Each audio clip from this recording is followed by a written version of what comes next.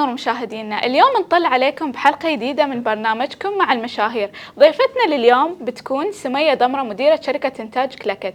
أهلا فيك سمية، منورة الاستديو اليوم. منور بوجودك. ممكن تكلمينا عن مجال الإنتاج أكثر؟ شوفي، مجال الإنتاج مجال جدا صعب بس بنفس الوقت حلو. لأنه يحتاج شوية صبر، شوية ثقة، لأنه بتتعاملين وايد مع غير الناس بتتعاملين وياهم، بتتعاملين وايد مع مشاهير، فنانين، فبس مجال جدا جميل. طيب ممكن تكلمينا عن الصعوبات اللي واجهتيها بشكل مبدئي في المجال؟ شوفي، هذا المجال جدا واسع. من كثر ما هو واسع أنت ممكن تتعاملين مع فنانين مشاهير داخل الدولة، ممكن مشاهير عالميين أيضا. فهذا الموضوع كان يسبب لنا شوية صعوبات في ممكن التواصل، عقلياتهم، اختلاف الثقافات، الآراء. بس بعد الموضوع جدا جميل. أيوة، يعني نقدر نقول أن الصعوبات تكون على حسب المشهور ولا لا؟ يعني الصعوبات موجودة في المجال.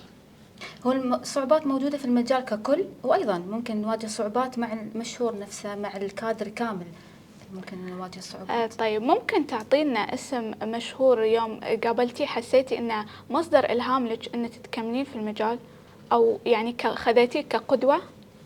صراحة في وايد مشاهير نحبهم، بس أحب محمد عادل إمام. يمكن لأن أحب عادل إمام فأحس أن محمد عادل إمام يمشي على خطى أبوه، نفس الأفلام، نفس المسلسلات، يعني نفس الكوميديا، فجدا تعجبني شخصيته وتمثيله، وايد حلو. بما أنك أنت تقابلين مشاهير وشخصياتهم قوية، ويعني هل هالشيء زادك ثقة ولا حسيتي يعني أنه العكس؟